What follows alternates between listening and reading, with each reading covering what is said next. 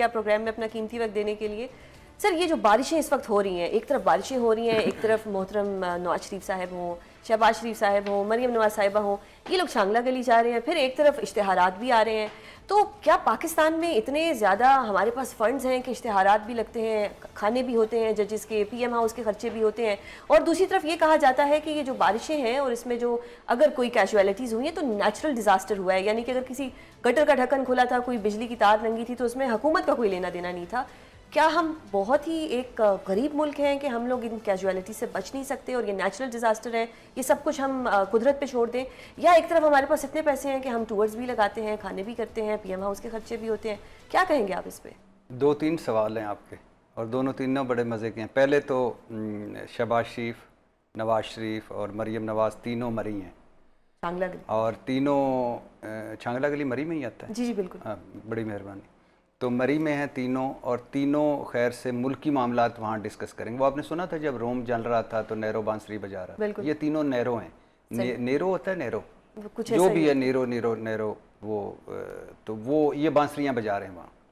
آپ اندازہ کریں کہ بے حسی کی کہ آپ کا ملک ہے وہ بارشوں کی زد میں ہے, اور خاص طور پہ پنجاب, اور ایک 3 دفعہ کا وزیر اعظم ہے اور حکومتی پارٹی کا سربراہ ہے, دوسری وزیر اعلیٰ ہے اس کی بیٹی, تیسرا وزیر اعظم ہے یعنی چچا بھتیجی باپ بھائی بھتیجی, اور بیٹی چچا باپ, تینوں خیر سے وہاں ہیں. اور اتنی بے حسی کا ایک ہی مطلب ہوتا ہے کہ آپ کی ترجیح عوام نہیں ہے. اور میں اس لیے کہتا ہوں کہ یہ لوگ ہم پر مسلط جو ہوئے ہیں, ان کا ہماری زندگیوں سے کوئی تعلق نہیں اور ہمارا ان کی زندگیوں سے کوئی تعلق نہیں. اب مجھے بتائیں کہ وہاں بیٹھ کے یہ کیا کر رہے ہیں. 193 کہا جاتا ہے, 170 کوئی فگر دے رہا ہے. ایک تو غریب کہیں بھی مرتا ہو, بلدیہ فیکٹری میں, ماڈل ٹاؤن میں, ثانیہ ساہیوال میں, کراچی کی سڑکوں پر, تو صحیح فگرز آتے ہی نہیں, کیوں غریب آدمی ہے. تو 190 لوگ ہیں, تو ان 190 لوگوں کا قاتل کون ہے؟ یہ تینوں. تو ایک تو یہ تینوں وہاں ہیں بے حسی. پھر دوسرا سوال یہ کہ کیا ہم غریب ہیں یا ہم امیر ہیں؟ ملک تو غریب ہے, 3 لاکھ کا مقروض ہے ہر پاکستانی, اور میرا یا آپ کا بچہ اگر پیدا ہو اور آئندہ ہوگا تو وہ بھی مقروض ہوگا. ان کا بچہ بھی مقروض ہوگا؟ نہیں, یہ 95% لوگوں کے لیے. ان کے بچے کوئی ہمارے بچوں جیسے تھوڑی ہیں, ان کے گھر ہمارے گھروں جیسے تھوڑی ہیں, ان کے لوگ, ان کے کپڑے, ان کے کھانے, یہ خوراکیں باہر کی, پوشاکیں باہر کی, دوائیاں باہر, علاج باہر, جدادیں باہر, اولادیں باہر. آپ سمجھ رہے ہیں, میں سمجھ رہی ہوں, لیکن یہ جو اپوزیشن ہے, اپوزیشن کیوں نہیں اس پہ آواز اٹھا رہی؟ اپوزیشن کو صرف عمران خان کی رہائی, جو کہ مجھے لگتا ہے کہ کوئی رہائی کی بات وہ نہیں کرتے, ان کو تو صرف اپنی سیٹوں کی لگی ہوئی ہے کہ آج سینٹ کا مل جائے, آج ریزرو سیٹس خانوں میں ہمیں بیٹھنے کو مل جائے. یہ کام تو اپوزیشن کا تھا جس کو ہم نے ووٹ دیے تھے. نہیں, اپوزیشن کا ہوگا, لیکن کیا جن کو ہم نے ووٹ دیے تھے ان کو ووٹ ملے؟ تو بات کی بات ہے, فارم 47 45 کس طرح سے ہو گیا اور کہاں پہ اتنی کمزوری؟ یہ جو شہباز شریف میرٹ پہ وزیر اعظم ہے, پارلیمنٹ میرٹ پہ آئی ہے, وزیر میرٹ پہ بنے ہیں, اور یہ جو عدلیہ ہے یہ جو 26 امینڈمنٹ کے بعد یہ میرٹ پہ ہے. کیا ہم میرٹ پہ گفتگو کرتے ہیں؟ کیا اس ملک میں میرٹ ہے؟ تو اس وقت ظاہر ہے 47 والوں کو, ان کو اپوزیشن نے تو شور مچانا ہوتا ہے نا. چلو نہیں مچا رہے, ہم تو مچا رہے ہیں نا, یہ دعویٰ تو کرتے ہیں نا عوامی نمائندگی کا. تو یہ 3 وہاں کیوں ہیں؟ نمبر 1. نمبر 2, 190 لوگوں کا قاتل کون ہے؟ نمبر 3, بلا شبہ موسمیاتی تبدیلی پوری دنیا کا مسئلہ ہے, بلا شبہ ماحولیاتی تبدیلی پوری دنیا کا مسئلہ ہے, بلا شبہ اس وقت دنیا پوری اس میں پھنسی ہوئی ہے.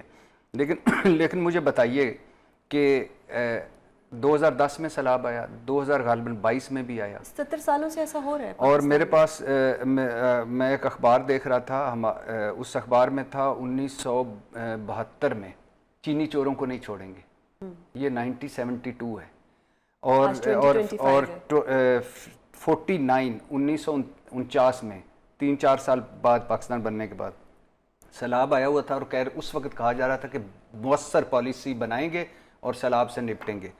جب آپ دھڑا دھڑ درخت کاٹیں گے, جب آپ برساتی نالے اور سیلابی نالے بیچ دیں گے, جب آپ کی ترجیح دریاؤں کے منہ موڑ دیں گے, بہت شاندار پالیسیاں بنائیں گے آپ، بہت شاندار قانون سازیاں کریں گے، لیکن عملی طور پر 0/0۔ کیوں؟ کیونکہ ہم ان کی ترجیح میں نہیں ہیں۔ ایک بڑا گھر گر جائے، ایک بڑا گھر پانی سے بھر جائے تو ہمارا مسئلہ بھی حل ہو جائے گا۔ ایک دن یہ ہمارے اسپتال میں لیٹ جائیں، ہمارے اسپتال بہتر ہو جائیں گے۔ ایک دن ان کے بچے ہمارے اسکولوں میں پڑھ لیں، ہمارے اسکول بہتر ہو جائیں گے۔ ایک دن یہ ہماری حوالاتوں میں رات گزار لیں، یا بخشی خانے جس میں ہمیں چھتر پڑتے ہیں اس میں جائیں، وہ بھی بہتر ہو جائیں گے۔ یہ ہماری سڑکوں پر سفر کریں، ہماری سڑکیں بہتر ہو جائیں گی۔ تو ایشو بنیادی طور پر یہ ہے کہ بے حسی ہے، بدنیتی ہے، بیڈ گورننس ہے، بیڈ پرفارمنس ہے۔ ہر آنے والا سیلاب زیادہ تباہی لاتا ہے۔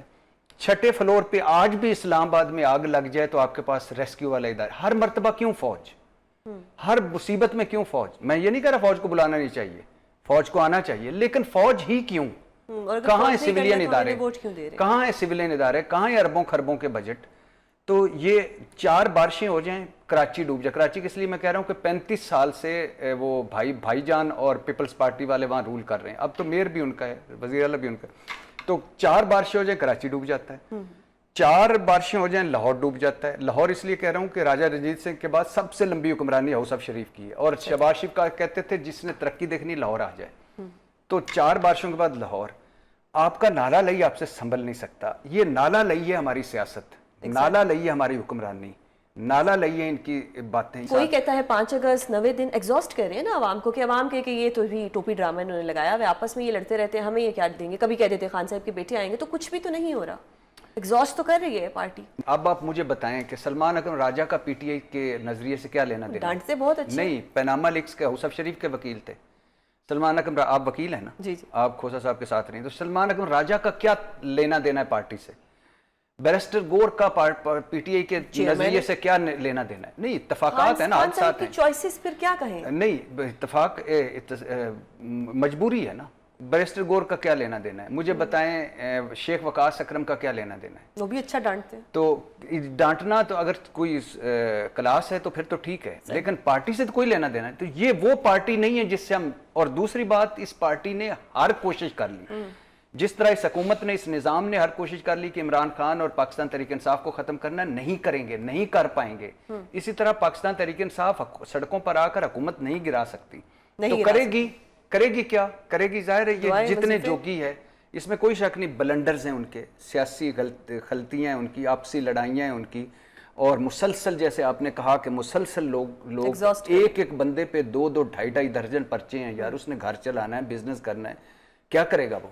تو وہ ہے، لیکن اس کے علاوہ ہے کچھ نہیں۔ عمران خان ہے، اوپر عمران خان ہے، نیچے لوگ ہیں، درمیان میں پارٹی مسنگ ہے۔ صحیح۔ یہ مجھے بار بار پروڈیوسر صاحب کہہ رہے ہیں وائنڈ اپ کرنا ہے، بس آخری سوال کہ خان صاحب کو کتنے عرصے میں جیل سے باہر آتا آپ دیکھ رہے ہیں؟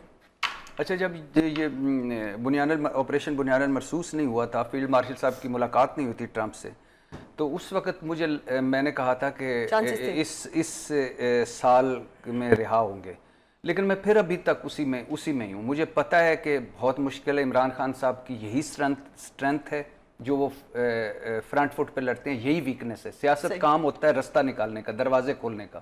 یہ عمران خان صاحب کو کئی مواقع ملے، وہ مس کر گئے، لیکن میں پھر ایک مرتبہ کہوں گا، حالانکہ مجھے امید کم نظر آ رہی کہ اس سال رہا ہو جائیں گے۔